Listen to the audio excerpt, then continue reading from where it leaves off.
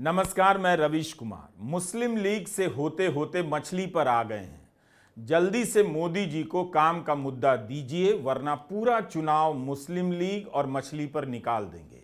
कम से कम उन्हें हिंदू अखबार में छपा CSDS और लोकनीति का सर्वे ही पढ़ा दीजिए कि सबसे ज्यादा लोग महंगाई और बेरोजगारी से परेशान हैं। नहीं तो आस्था का अपमान और आस्था के आहत होने के मुद्दे पर ही प्रधानमंत्री पूरा चुनाव निकालने वाले हैं।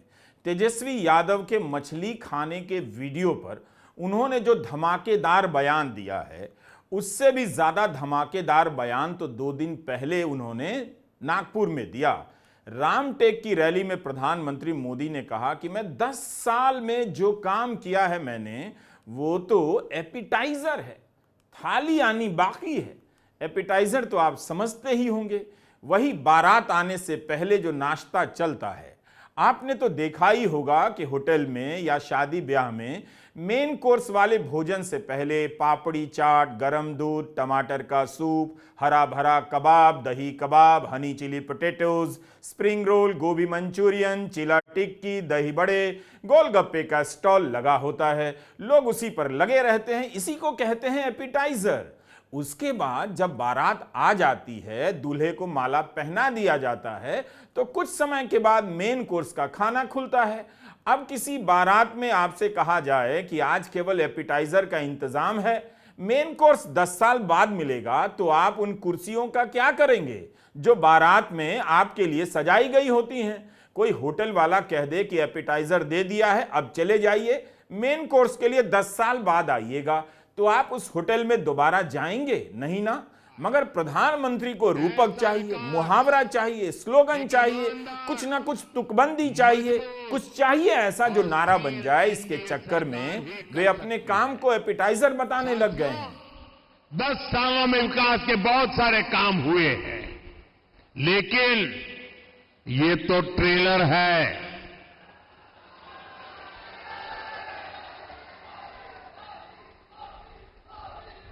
आजकल बड़ी बड़ी होटल में कोई खाना खाने जाता है ना, तो शुरू में थाली आने से पहले एपेटाइजर आता है। बड़ी चटाकेदार वानगियां आती हैं। कभी कभी लगता है यार इसी से तो पेट भर गया, लेकिन आपको मालूम है वो एपेटाइजर होता है, थाली आनी बाकी है। ये 10 साल में मैंने जो काम किया है ना, वो तो एपेटाइजर है, अभी तो थाली आनी बाकी है। आने वाले 5 साल में हमें देश को, महाराष्ट्र को बहुत आगे ले जाना है, और इसके लिए मेरे साथियों, मैं आपको गारंटी देता हूं, आपका सपना ये मोदी का संकल्प है। अब इसी बात पर लालू यादव ने ट्वीट कर कह दिया कि एपेटाइजर लाते लाते 10 साल लगा दिए, मेन कोर्स लाते लाते तो 100 साल लगा देंगे। बंदा इंतजार करते करते मर जाएगा। आगे लालू यादव लिखते हैं कि जब इनके एपेटाइजर में ही गरीबी, महंगाई और बेरोजगारी रिकॉर्ड तोड़ स्तर पर है, तो थाली में क्या होगी? आपके हाथ में थाली नहीं बल्कि कटोरा होगा। इसलिए वोट की चोट दीजिए और नौकरी देने वाली सरकार चुनिए। प्रधानमंत्री मोदी को अपने 10 साल के काम के लिए लगता है शब्द नहीं मिल रहे हैं। कभी एपिटाइजर बता रहे हैं, कभी ट्रेलर बताने लग जाते हैं। 10 साल में उनकी राजनीति को खुश करने के लिए कितनी ही प्रोपेगेंडा फिल्में आकर पिट गईं, पता भी नहीं चला। लेकिन यहां मेन कैरेक्टर अभी ट्रेलर पर ही अटके हुए हैं। प्रधानमंत्री कहते हैं अभी फिल्म बाकी है, फिल्म कैसी होगी, उसमें क्या होगा, इसकी बात भी नहीं करते, बस ट्रेलर की बात कर रहे हैं। पता चला अगले 10 साल में जब काम के हिसाब का वक्त आएगा, तो अक्षय कुमार को आगे कर देंगे, बाकी फिल्में भी तुम ही बता दो और बना दो। अब हम आते हैं उन्होंने उधमपुर में जो बयान दिया है उस पर।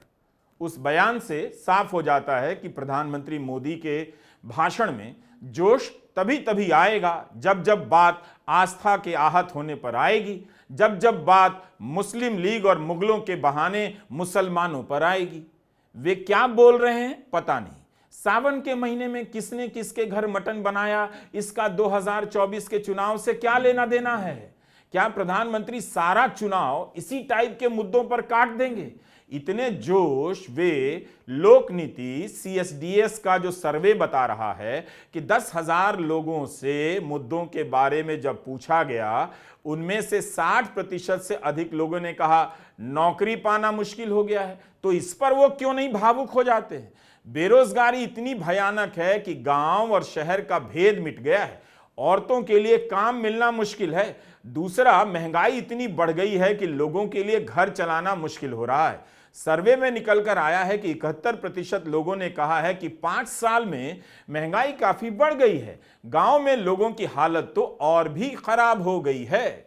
आप देखिए, आपकी थाली महंगी हो गई। प्रधानमंत्री मोदी इसकी बात नहीं कर रहे हैं। क्रिसिल का रिसर्च, 1 हफ्ता पहले यह रिसर्च आया है, अखबारों में छपा है। पिछले साल के मुकाबले शाकाहारी थाली 7% महंगी हो गई और मांसाहारी थाली 7% सस्ती हो गई। प्याज 40% महंगा हो गया, टमाटर 36% और आलू अपना 22% महंगा हो गया।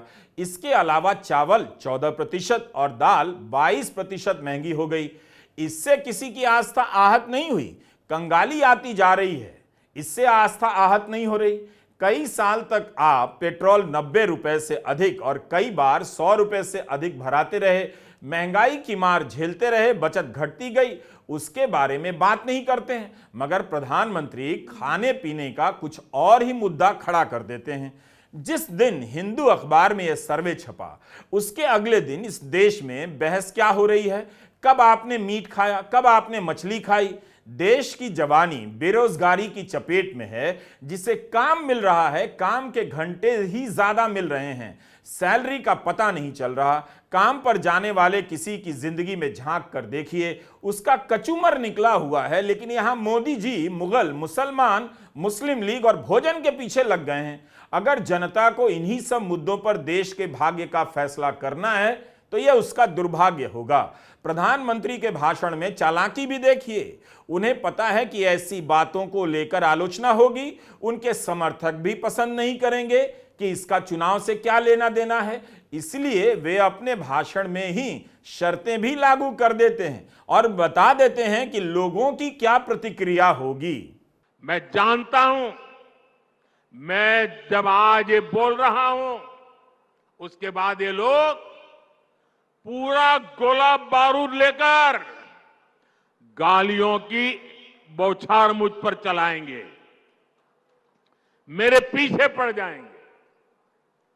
लेकिन जब बात बर्दाश्त से बाहर हो जाती है तो लोकतंत्र में मेरा दायित्व बनता है, मैं देश को सही चीजों का सही पहलू बताऊं और वो मेरा कर्तव्य पूरा कर रहा हूं।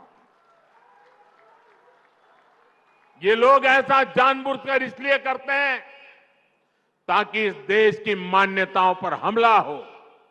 ये इसलिए होता है ताकि एक बड़ा वर्ग इनके वीडियो कर देखकर चिढ़ता रहे, असहज होता रहे। समस्या इस अंदाज से है, तुष्टीकरण से आगे बढ़कर ये इनकी मुगलिया सोच है। लेकिन ये लोग नहीं जानते, जनता जब जवाब देती है तो बड़े बड़े शाही खानदार के युवराजों को बेदखल होना पड़ता है। राजे रजवाड़े के परिवारों के बच्चे बीजेपी में भी टिकट लेकर चुनाव लड़ रहे हैं। मगर राहुल गांधी के लिए प्रधानमंत्री कभी युवराज तो कभी शाही खानदान का इस्तेमाल करते हैं। ऐसा ही रहा तो एक दिन वे ज्योतिरादित्य सिंधिया को गरीब खानदान का साबित कर देंगे। वसुंधरा राजे के लिए तो कभी नहीं कहा कि वे शाही खानदान की हैं। ओडिशा में संगीता कुमारी सिंह देव, मालविका केसरी देव, बंगाल में किसी राजमाता अमृता राय को बीजेपी ने टिकट दिया है। अमृता राय कृष्णानगर के राजघराने से बताई जाती हैं। इस लोकतंत्र में अभी तक राजमाता का इस्तेमाल हो रहा है। क्या यह शर्मनाक नहीं है? क्या इससे लोकतांत्रिक प्रधानमंत्री की लोकतांत्रिक भावनाएं आहत नहीं होती हैं? जो शाही खानदान के हैं उन्हें लेकर ऐसी बात नहीं करेंगे।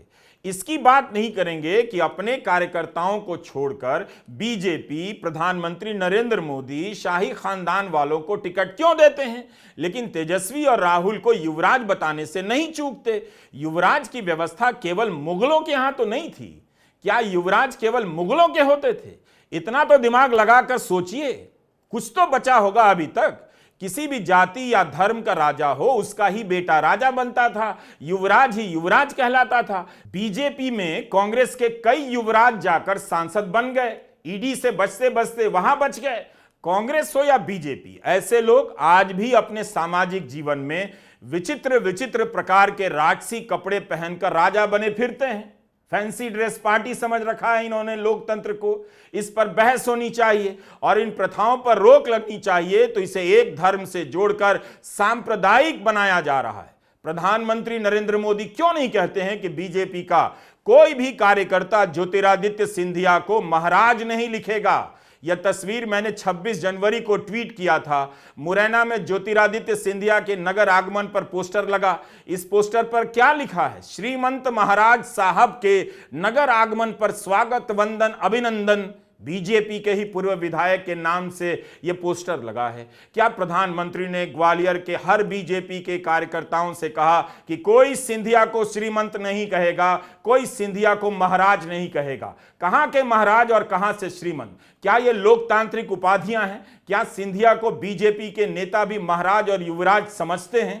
प्रधानमंत्री गुलामी की मानसिकता से आजादी की बात करते हैं, तो इन सब पर भी बात करें। सबसे पहले तो उन्हें अपने दल के नेताओं को आदेश देना चाहिए कि यह लोकतंत्र है। किसी नेता के लिए राजतंत्र या सामंतवाद के समय के टाइटल का इस्तेमाल नहीं होगा। प्रधानमंत्री मोदी ने मीट मछली खाने को ही मुगलिया सोच से जोड़ दिया।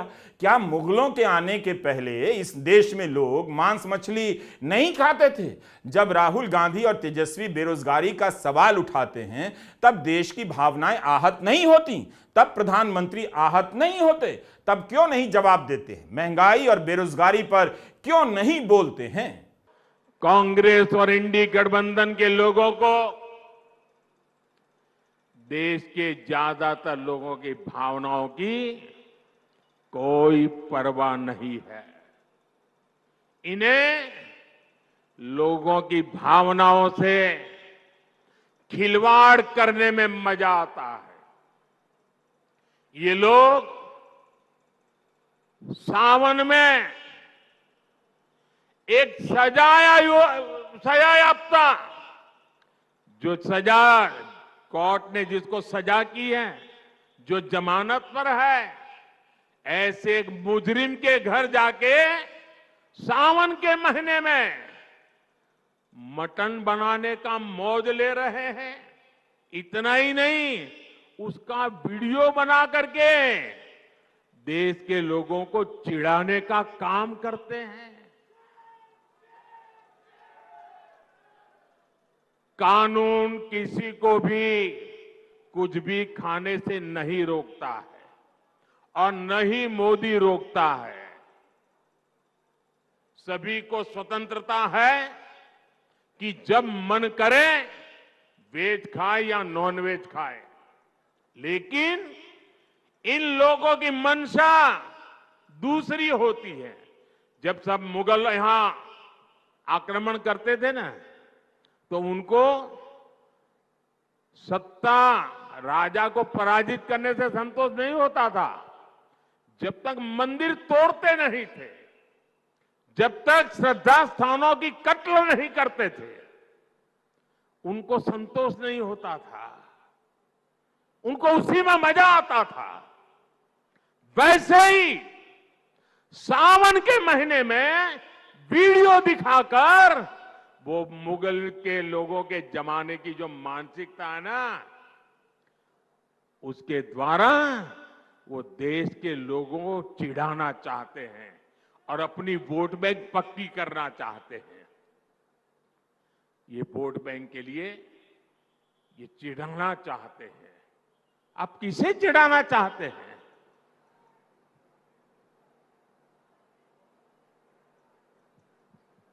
नवरात्र के दिनों में अपना नॉनवेज खाना, आप किस मंशा से वीडियो दिखा दिखा करके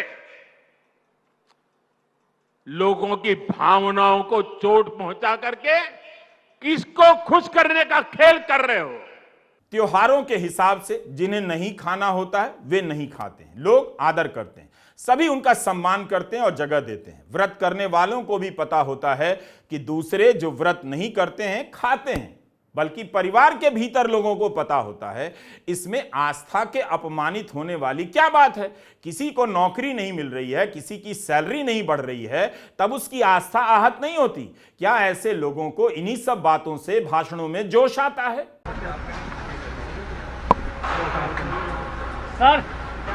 सर मोदी जी कह रहे हैं कि सावन के महीने में सावन के दिन को लेकर कहा है कि वोट बैंक के लिए ये लोग नकल खाते हैं सावन में और उसके बाद प्रचार करते हैं अपीसमेंट पॉलिटिक्स करें, मुस्लिम का वोट मिले। हम क्या क्या बोल रहे हैं कब से? नौकरी के बारे में, रोजगार के बारे में, महंगाई के बारे में, उसका तो हिसाब नहीं दे रहे। कौन सी बातें करें? प्रधानमंत्री जी कुछ भी बोले, लेकिन जनता तो यही सुनना चाहती है ना कि बिहार के लोगों के लिए क्या किया। हम भाई हिसाब मांग रहे हैं कि आपने 10 साल में बिहार के लिए क्या किया है, 10 साल का हिसाब दें प्रधानमंत्री, और कुछ नहीं। इधर उधर की बात ना करें, मुद्दे की बात करें प्रधानमंत्री। और मुद्दे की बात में कुछ बोल रहे हैं क्या? क्यों चुप्पी साधी रखी है? मुख्यमंत्री कह रहे हैं अगर प्रधानमंत्री मछली खाने के वीडियो पर उधमपुर की सभा में आहत हो जाते हैं, आक्रोशित हो जाते हैं, तो कम से कम तेजस्वी यादव के इन बातों का भी जवाब दे दें कि 10 साल में बिहार के लिए उन्होंने क्या किया। जिस वीडियो को लेकर इतना बड़ा मुद्दा बनाया जा रहा है, आखिर गोदी मीडिया ने रोजगार के सवाल को क्यों नहीं बड़ा मुद्दा बनाया?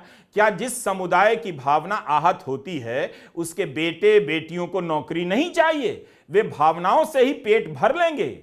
जब यह विवाद उठा तब तेजस्वी यादव ने सफाई दी कि वीडियो पर 8 अप्रैल की तारीख लिखी थी, मछली 8 तारीख को खाई गई। जमाने से लोग लालू परिवार को कर्मकांड में डूबे देखते रहे। लालू का परिवार छठ करता रहा है। इस छठ का एक समय में सारा मीडिया कवरेज करता था और सभी को पता है कि इस दौरान परिवार का कोई सदस्य मांसाहार कर ही नहीं सकता है। तेजस्वी ने जवाब में दूसरा वीडियो ट्वीट किया, कहा कि वे भाजपा समर्थकों की बुद्धि की परीक्षा ले रहे थे। खान पान के बहाने भावुकता पैदा करने की राजनीति सबसे आसान राजनीति हो गई है। कोई हिसाब ही नहीं देना चाहता, बस भावुकता पैदा करनी है। सदियों से इस देश में लोग शाकाहारी रहे हैं, मांसाहारी भी रहे हैं। त्योहार के जिस सीजन में शाकाहार चलता है उसी सीजन में मांसाहार भी चल रहा होता है। जहां लोग नहीं खाते हैं वहां मांस मछली नहीं बिकता है, जहां खाते हैं वहां बिकता है। दिसंबर 2023 में वर्ल्ड एटलस नाम की संस्था ने एक सर्वे किया, पाया कि भारत में 38% लोग शाकाहारी हैं, यानी 62% लोग अपने आप को मांसाहारी की श्रेणी में रखते हैं। हिंदू में CSDS लोक नीति सर्वे का दूसरा हिस्सा छपा है। इसमें 79% लोगों ने इस विचार का समर्थन किया है कि भारत सभी धर्मों के लोगों के लिए बराबर रूप से है और यहां हिंदुओं का एकाधिकार नहीं है। इन लोगों का मानना है कि भारत को ऐसा ही देश रहना चाहिए जहां अलग अलग धर्मों के लोग रह सकें और अपने धर्म को आजादी से मान सके। इस सर्वे में 10 में से 8 हिंदुओं ने कहा है कि वे धार्मिक बहुलतावाद का समर्थन करते हैं। 81% नौजवान धार्मिक बहुलतावाद को प्राथमिकता देते हैं। प्रधानमंत्री जी, आपको हो क्या रहा है? आपके प्रादेशिक स्तर के नेता इस ट्रैप में फंस गए, आप भी फंस गए। 8 तारीख का ट्वीट, नवरात्रा से कोई वास्ता नहीं, सावन का की उपमा कर रहे हैं आप। तेजस्वी जी तो सबसे ज़्यादा नौकरी पे बात कर रहे हैं प्रधानमंत्री जी, वहाँ क्यों चुप हैं आप? आप तो 2 करोड़ रोजगार प्रतिवर्ष के वादे पे आए थे 14 में, और तेजस्वी जी ने बिहार में पूरी ज़मीन बदल दी। नौकरी मतलब तेजस्वी, इस पर आपकी टिप्पणी नहीं सुनता हूँ, इस पर आप चुप रहते हैं। बेहतर स्वास्थ्य पे आप चुप रहते हैं, लेकिन मछली आपको दिख रही है, तो जाहिर तौर पे ये डाइग्रेशन टेक्निक नहीं चलेगी। कम से कम आपसे अपेक्षा नहीं थी प्रधानमंत्री जी, आप देश के प्रधानमंत्री हैं। कहाँ अपने प्रादेशिक स्तर के नेताओं को जो तेजस्वी जी के ट्रैप में फंस गए, आप भी फंस गए। बाज आइए, नौकरी पे बात करिए, सामाजिक सुरक्षा पे बात करिए, पुरानी पेंशन पे बात करिए, सामाजिक सौहार्द पे बात करिए, क्योंकि यही बात तेजस्वी जी जगह जगह घूम के कह रहे हैं। बस इतना कहता हूँ, लोकतंत्र के बचाने में आपकी भी भूमिका है। मछली मत देखिए, नौकरी पे बात करिए। भारत की राजनीति आखिर काम को लेकर, नौकरी को लेकर, अच्छे कॉलेज को लेकर कब बात करेगी? लाखों युवा मामूली बीए सीए की पढ़ाई के लिए विदेश जा रहे हैं, करोड़ों रुपए का लोन ले रहे हैं, मगर इस पर बहस नहीं है। क्या यह चुनाव भी इसी तरह की हवाबाजी में निकल जाएगा? कब तक आस्थाएं आहत होती रहेंगी? सब्जी महंगी हो गई, मछली महंगी हो गई, इससे आस्था आहत नहीं होती। एक ही तरीका है, जो फॉर्मूला है उसी को आजमाया जाए। 2024 के चुनाव को आस्था के सवाल पर लाया जाए, धर्म के सवाल पर लाया जाए।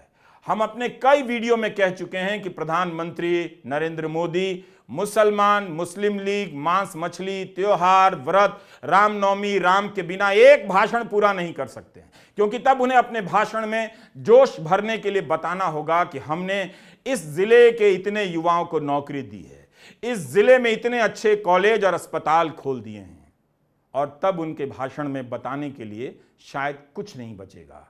नमस्कार, मैं रवीश कुमार।